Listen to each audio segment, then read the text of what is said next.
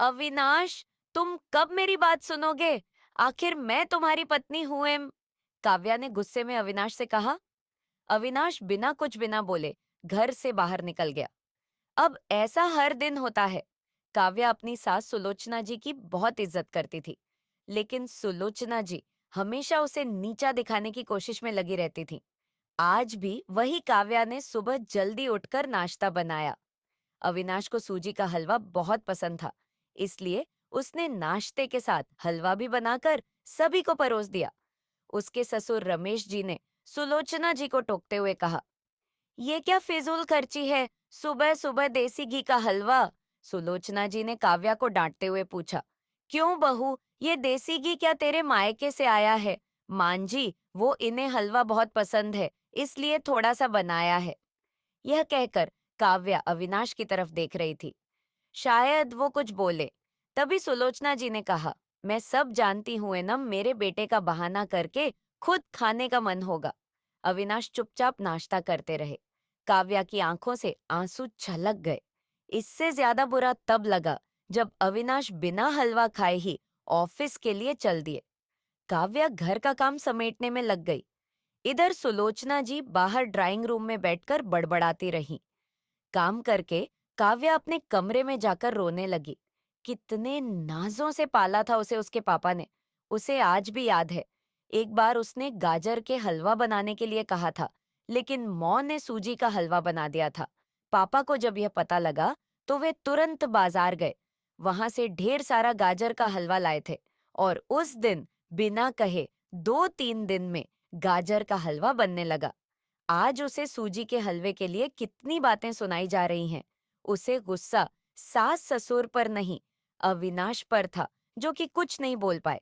शाम को जब उसने अविनाश से शिकायत की तो वो बस इतना ही बोले, इस घर में केवल मौ की पसंद का खाना बनता है, आगे से मेरी पसंद का कुछ मत बनाना। काव्या ने अविनाश से बात करनी बंद कर दी। आखिर क्या कसूर था काव्या का? यही कि वह अविनाश से बहुत प्यार करती है। इसी तरह कुछ दिन बीत गए। एक दिन काव्या ने सुलोचना जी से कहा, मान जी, मैं अपने घर जाना चाहती हूँ एम, कुछ दिन के लिए। अगर आप कहें तो आज ही चली जाऊं। कई दिन पहले मौ का फोन आया था। कह रही थीं, पापा की तबीयत ठीक नहीं है। सुलोचना जी वहां जब भी जाती है, एक सप्ताह से वापस नहीं आती। घर का काम कौन करेगा? तेरे ससुर और मेरा बेटा शाम को थक हार कर घर आएंगे। यहाँ उन्हें खाना भी नसीब नहीं होगा। मुझे तो चक्कर आ रहे हैं।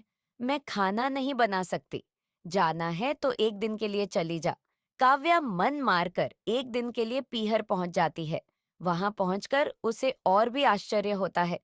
भाभी, मम्मी, पापा कहाँ गए? काव्या ने घबराकर पूछा। उन दोनों का घर में मन कहाँ लगता है?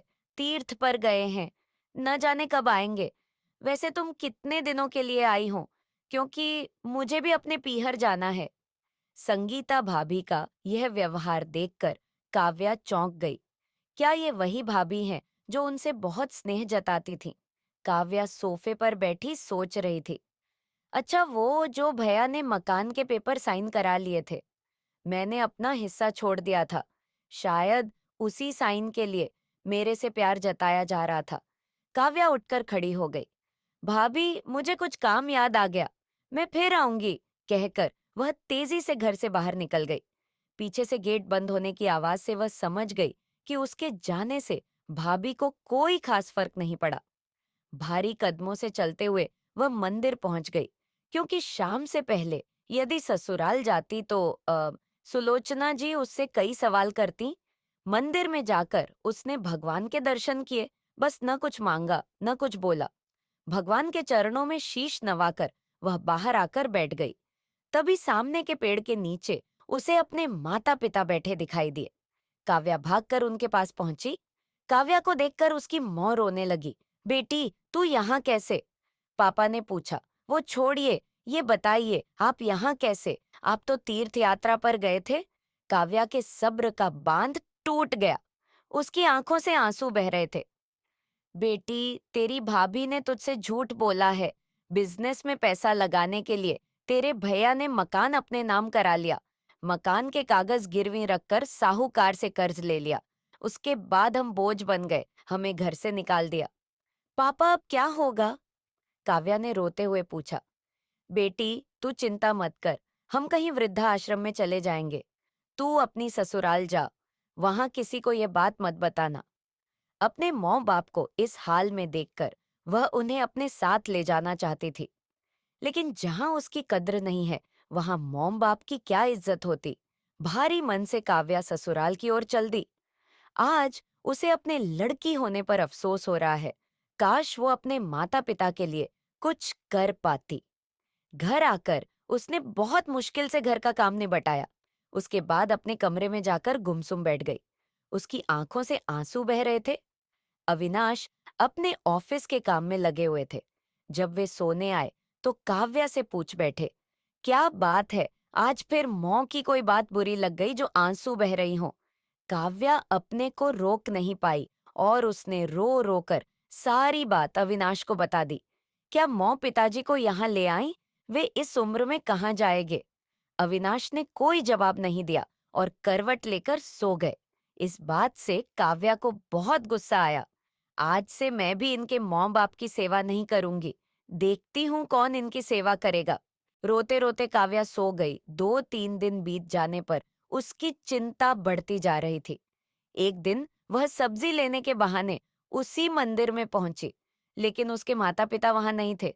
पंडित जी, यहाँ मेरे माता पिता उस पेड़ के नीचे बैठे थे। कई दिन से उनका कुछ पता है। तुम्हारा नाम काव्या है क्या? पंडित जी के मुंह से अपना सुनकर काव्या ने पूछा। जी हाँ, लेकिन आपको कैसे पता? तुम्हारे माता पिता ने यह पता दिया था और कहा था वे अब यहाँ रहते हैं। काव्या ने पता देखा, वह यहाँ से कुछ दूर का था।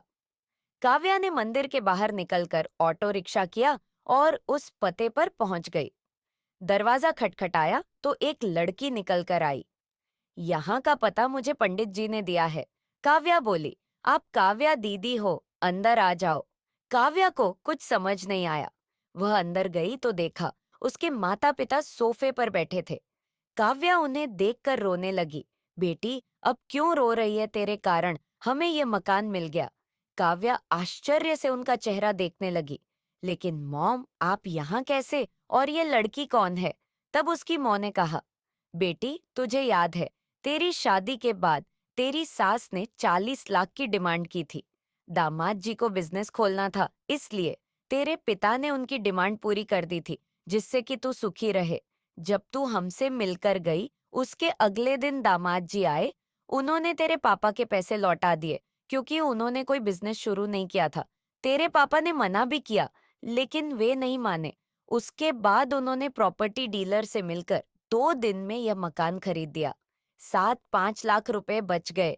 इससे उन्होंने ये लड़की नौकरी पर रखवा दी, जो हमारी केयर करेगी।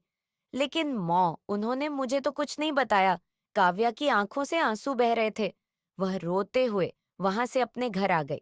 घर आकर वह सोच रही थी, अविनाश ने कभी उसके लिए आवाज नहीं उठाई, लेकिन मेरे माता पिता के लिए इतना करने कर दिया, जो कि कोई सगा बेटा भी नहीं कर सकता।